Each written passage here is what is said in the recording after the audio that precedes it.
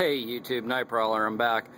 Anyways, it's the next day, it's the day before Thanksgiving, so, you know, happy Thanksgiving to everybody out there. And a couple things I picked up today for the AR. Remember yesterday I said I was gonna go get a sling for it? Well, I picked up the Magpul it's ms3 sling. And I've been screwing around with it today. I don't really have anything to compare it to, so I don't really know how it compares. But as far as I'm concerned, like I said, I've been messing around with it today, and it seems to work out just fine. I mean, it works pretty well, actually. I like it. Let's see if I can do this. Okay. Basically, as you know, I have an ASAP plate on there, and you know, I like this. Oh, got it locked. But I like this because, you know, just unclip it, and it's got, let's see if I can pull this out a little over here. There we go. But it's got a locking device on it, so, you know, you can open it up, clip it on, lock it, you know, then you can't really open it. So I actually like that.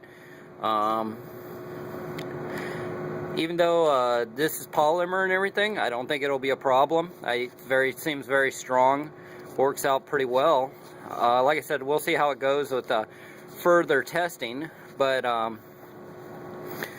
yeah, it seems to be pretty cool. I actually like this. I really do like this sling because I've noticed that I thought, oh, I was just gonna run a single point and, you know, go, oh, okay, just single point. But then I found out real quick that, you know, hey, a 2-point sling would be mighty useful to, you know, attach for different carry methods. Maybe you're just, maybe you're not in an active situation, you know, and you need to sling your rifle back on your back, or, you know, have it in front of you, but, you know, be a little more comfortable. And this really gives it to you. I'll be honest, it really does give it to you. So, I've also picked up couple more of these mags, these 10 rounders with the bullet button thing, which, you know, I have the little plate on them right now, so I'll probably, when I go and actually train with them or do whatever, I'll probably take that off, just so there's no interference there between the button and the plate. So, also, there's the rifle. There, she's so pretty. I know, I can't get over it. But also picked up today, let's see if I can throw this back on here, and I'll move the rifle.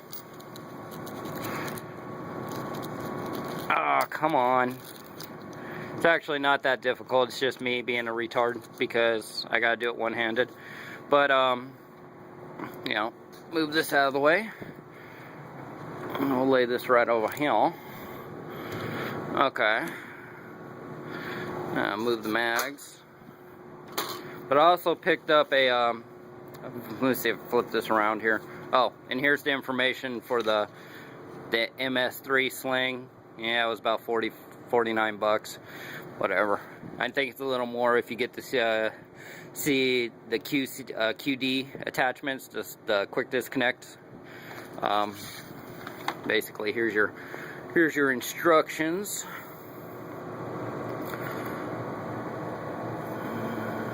How it all works. But we're men, we don't need fucking instructions to figure out how a damn sling works. I mean, it really isn't that difficult. But yeah, I actually and I picked up this case here because I figured, you know, it's not the best case in the world, but it's, you know, it's good enough. It's a Voodoo Tactical.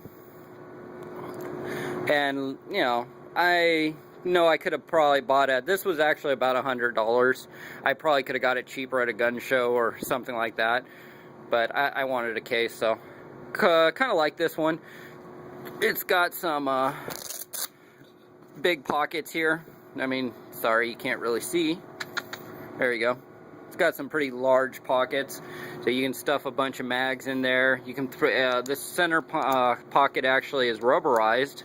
So, you know, it's actually, it feels a little bit rubbery on the inside material.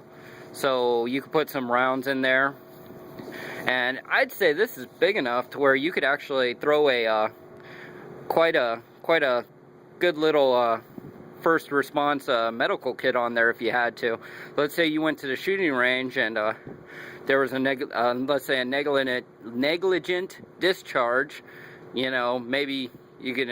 I'm sure the shooting range has medical attention, but let's say you you know, you're out in the middle of nowhere and you could throw a nice little first aid kit in there.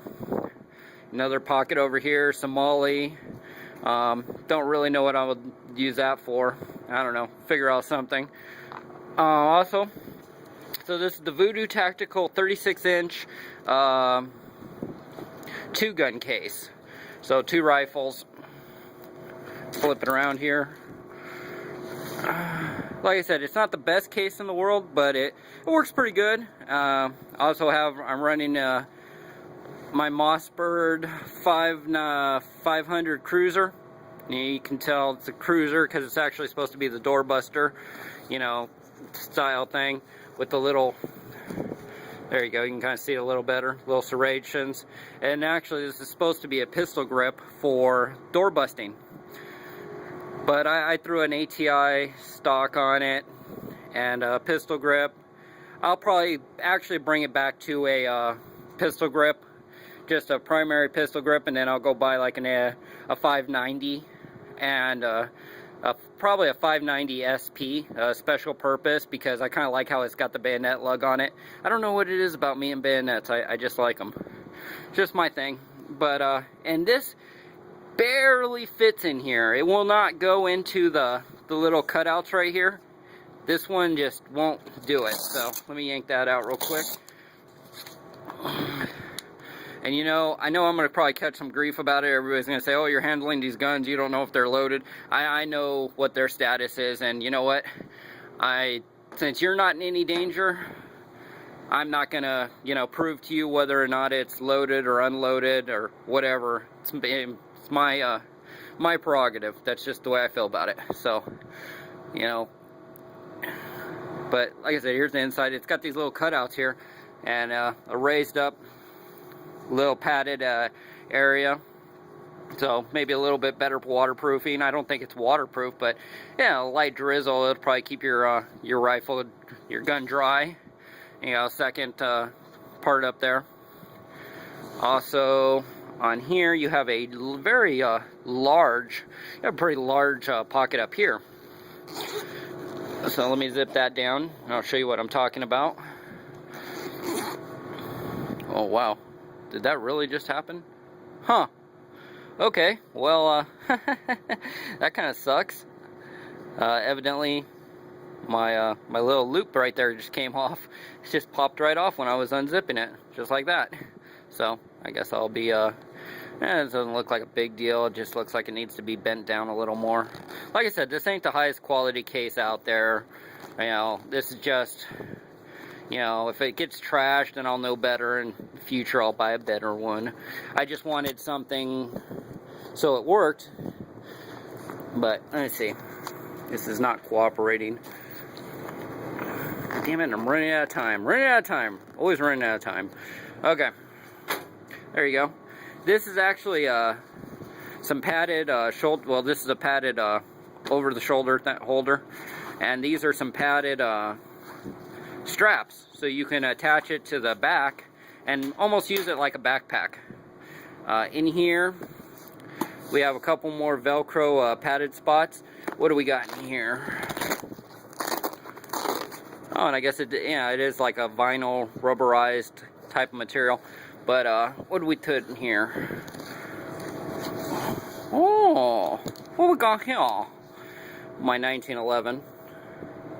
And actually, my wife loves this gun.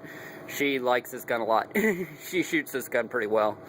So, yeah, it's my Springfield Armory World War II clone 1911. And remember, at 10-minute mark, we're gonna have to be quiet for, you know, a few seconds, for 10 seconds. Because it'll cut off. But actually I had a lot of problems with this gun when I first got it. It was just doing all kinds of foolishness. So I sent it back, and I'll tell you the rest of that story here in a second after we get to the 10 minutes.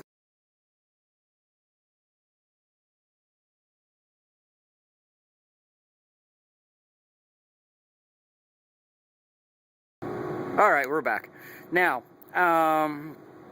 when I got this gun, I was having a lot of issues with it.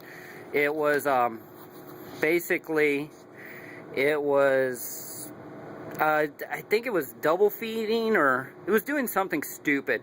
So, I took it to a local gun shop, and I said, hey guys, I'm having issues with this, blah, blah, blah. He didn't really believe me. He kind of thought, yeah, you're weak, you're limp wristing it, you're doing this, you're doing that. Oh, okay, well, check it out. So he checked it out, and he goes, oh yeah, there's a lot of problems. So I sent it back. I sent it back to Springfield, and they did quite a job on it. As you can see right there, they flared and lowered all the ejection port, I believe. It's been like several years since I've actually messed around with this. So actually, let me put the phone down real quick, and I'll show you the inside, what else they did. Sorry about that. Just got to put the phone down so I can slide the back. There we go. Now, here we go. Now they actually did, they polished the feed ramp. Yeah, if you can see in there, you can barely see it, sorry. But they polished the feed ramp, lowered the ejector, flared and lowered the ejector thing, they said, and reamed the barrel. Now, this gun runs 100%. I never have any problems with it. So, you know, this was only about a $500 1911 when I bought it from Turner's. But, she runs great now. She really does. So, that's it. Basically, the sling attachment, it works really well. I would, if I had 2 hands here or 3 hands, I would show you how it slings up, but you can just basically disconnect this, run it to your front post up there, and it works great. I mean, it really is. It's quite handy. Let's just put it that way.